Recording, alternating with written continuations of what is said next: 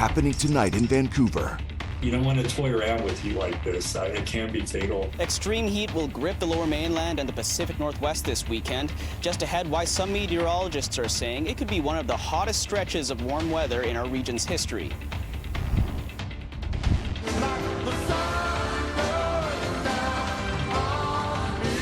Sir Elton John is coming to BC Place.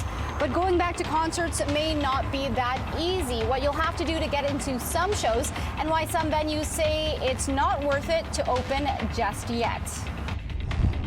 A federal program for residential school survivors to reclaim their names is coming with challenges in process and gaps in information. Let people know and work with the communities, on developing a process that people can navigate and be supported as they're doing it.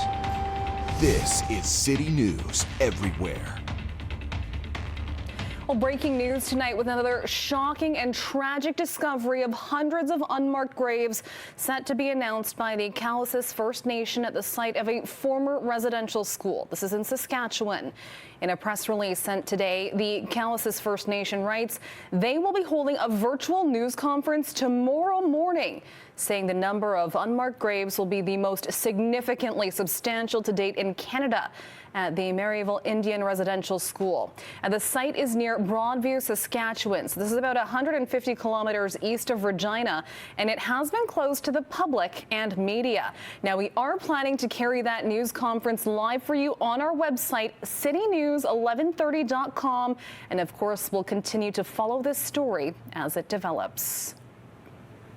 Indigenous communities in BC will soon have more access to residential school records. A memorandum of understanding has been signed by Sisters of St. Anne, which staff the residential school in Kamloops and the Royal BC Museum. This will allow records to be sorted, archived, and shared with First Nations. Well, here's a live look from our camera high above downtown Vancouver on this Wednesday night. Now, it looks beautiful out there, but things are about to get very hot around here. Environment Canada has issued an official heat warning for Metro Vancouver. That's expected to start on Friday and will last until Tuesday. Kier Junos has more on the dangerous conditions. You don't want to toy around with heat like this. It can be fatal, even at latitudes of the such you're at. The Pacific Northwest is seeing some unseasonably hot temperatures. The most extreme heat will grip the region this weekend, and some meteorologists are saying it's a heat wave of concern. I think several things make this one particularly concerning. One is that it's happening early, right? Meteorologist and journalist Robert Henson in Boulder, Colorado, says southern BC and the rest of the Pacific Northwest is facing what could be one of the worst heat waves in its history. Your heat waves tend to peak in July, say into August, and here we are, still in late June. And it's very possible that this weekend, early next week, you could see the hottest June temperature ever recorded in Vancouver. Check on folks if there are folks who are maybe older or just not very communicative, and they might be kind of cooped up in an apartment for several days. City News meteorologist Michael Coos says there are a couple of other anomalies with the hot weather. In the UV index, of course, this time of year is incredibly high, pushing extreme, and that's what we often don't see when we get into late July, early August, the combination of the temperatures and the very high UV indices, because the sun angle is a little bit lower as we get into the heart of summer. Coos also says the region won't cool off properly during the weekend evenings. It's not the daytime highs, which are going to be up there in the 30s. It's the overnight lows when it only gets down to 18 to 20 degrees. That's really unusual. So we don't get that cool off, that cooler stretch to the early parts of the day that we're so accustomed to around here. The heat builds up, right? And if you can't get the heat out of your structure, then it can get uncomfortably hot, not only during the day, but at night. And by the same token, your body doesn't get a chance to cool down. WorkSafe BC says there have been about 100 claims related to heat stress injuries in the last 3 years. If you're not taking care and managing kind of your fluid intakes, as well as staying cool or taking breaks to stay cool, you can run into dizziness and nausea, muscle cramps, fainting. Henson says we can expect more heat like this in the future. I think this is a harbinger of the kind of thing to expect more of with time. You can't ever say a heat wave is 100% climate change because weather happens, right? But that extra smidgen of heat on top of what would be a normal heat wave, that's how I like to think of a change in climate. In Vancouver, Junos, City News. Well, crews are dealing with a small wildfire about 11 kilometers southwest of Kamloops tonight. It's burning right along Highway 5. The fire is about half a hectare in size and is classified as out of control. About a dozen fire crews are on scene, but there is no impact to traffic on the highway right now. And the 11-Mile Creek fire is still burning near Highway 3. This is not far from Hope. It's about 35 hectares. Dozens of ground crews are at the scene today. And a lot of people in this situation that I've met have said the same thing, that, oh, I had my head in the sand, or I didn't think about it, or it was just skin cancer. You may be looking forward to an afternoon or even a weekend in the heat, sprawled out on the beach and enjoying that sun. Coming up, what you need to do to ensure your skin is protected. There were 87 new cases of COVID-19 across the province tonight, and one more person has died in the last day. 109 people are currently in hospital, and 41 in the ICU.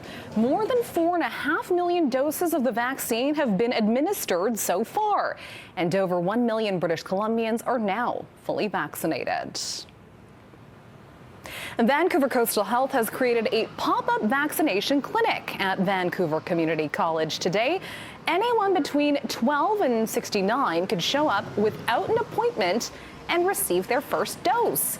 People 70 and older could also get their second shot. The clinic will be back on Saturday and Sunday and will have 400 drop-in spots per day.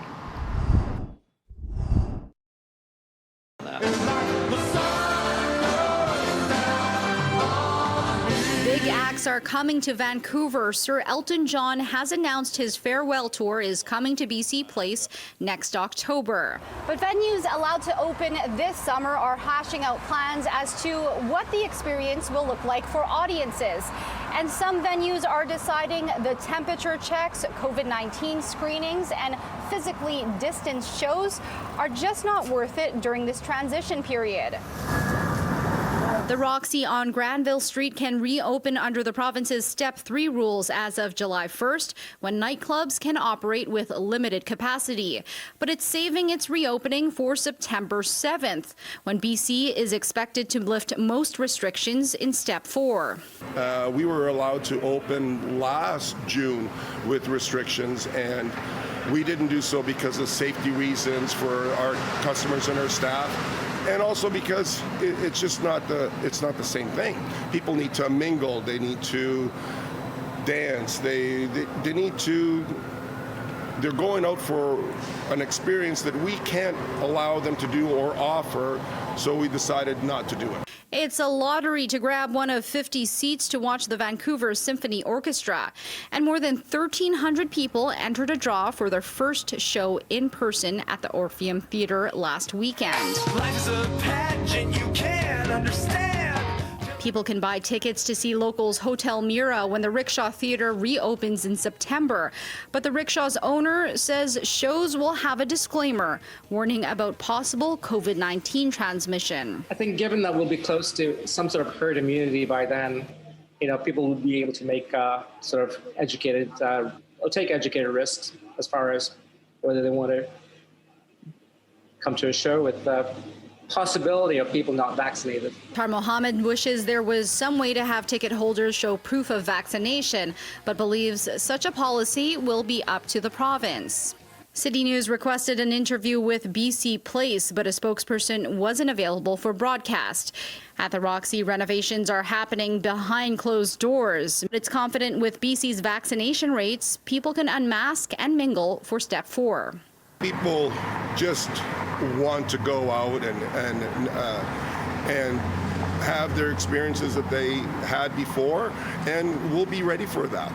In Vancouver, Crystal Ladeiris, City News.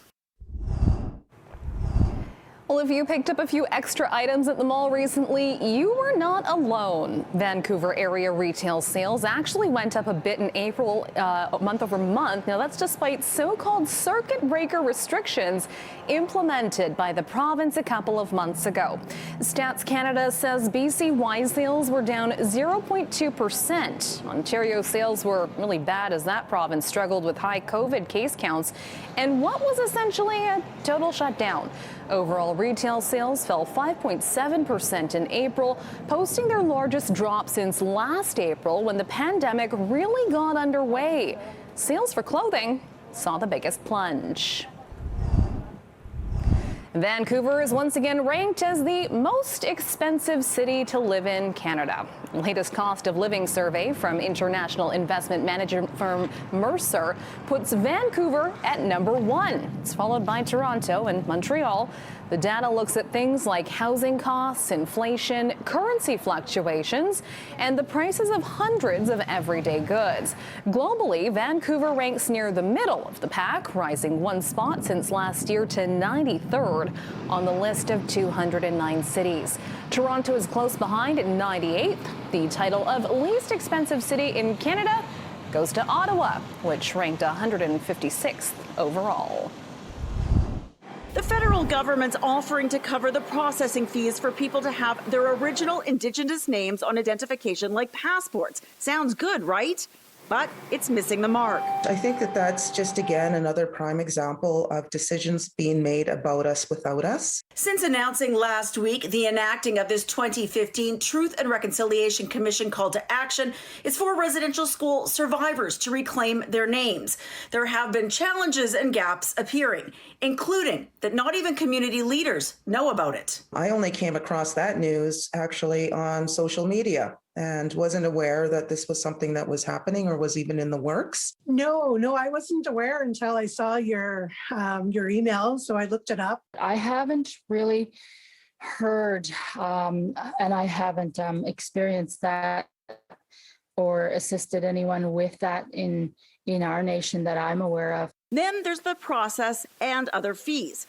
A BC immigration lawyer offering pro bono to help people apply because it's so cumbersome and most would need lawyers to do it. I do this for a living for immigration forms, but essentially doing an immigration application, but adding another additional layer. That's doing a provincial application first, and if that fails, they need legal proof of that, and that also costs money. Notarization costs money, photocopying costs money, printing costs money. These are not insignificant funds. He's willing to cover that cost, but leaders say government should. They have an obligation to be able to put the resources forward so that we can carry out this very important work. Finally, there's the fact these are the only alphabets available, English and French, when there are many unique Indigenous alphabets like these.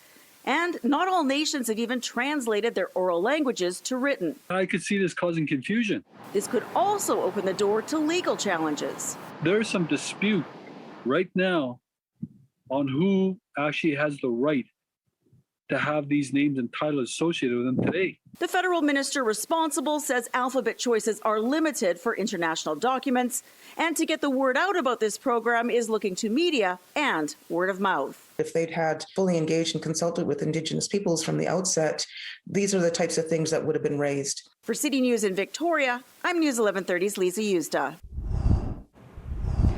It's been 36 years since a bomb exploded on Air India Flight 182, causing it to crash into the Atlantic Ocean off the coast of Ireland. Among the more than 300 dead were 280 Canadians. It was considered the worst terrorist attack involving a plane before 9/11. The only person convicted in relation to the bombing is now free. Relatives are marking the 36th anniversary by mourning privately due to the pandemic.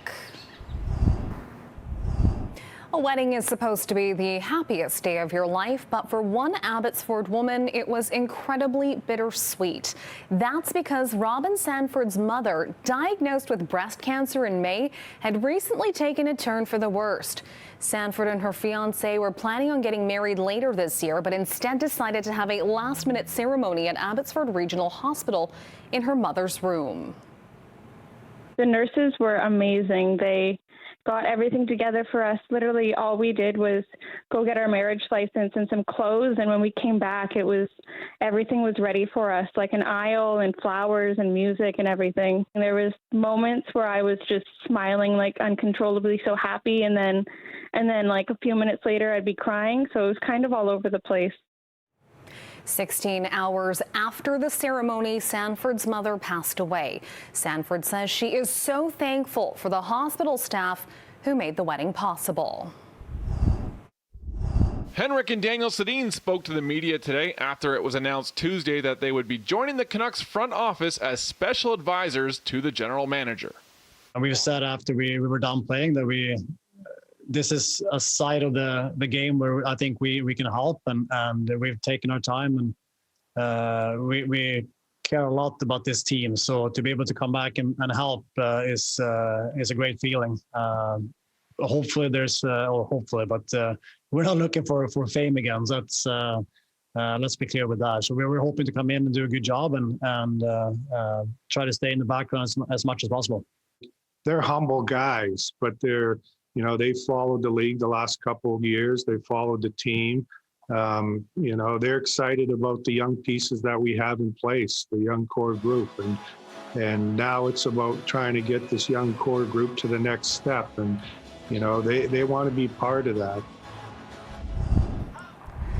Well, took more than 2 months, but someone in BC has finally won that $70 million Lotto Max jackpot. A ticket purchased in Kamloops matched all 7 numbers during last night's draw. Now, there was also a second winning ticket that was purchased in Ontario. So they'll split the $70 million prize and scoop up $35 million each. There were also 11 $1 million Max Million prizes won in BC last night. Several of those were purchased in Metro Vancouver, so yes, do check your tickets. This Friday's big jackpot now falls to a mere and measly $50 million. Vancouver's news is always available on the radio with News 1130 or online anytime at citynews1130.com. Your next edition of City News is tonight at 11. Thanks so much for watching. Have a great night.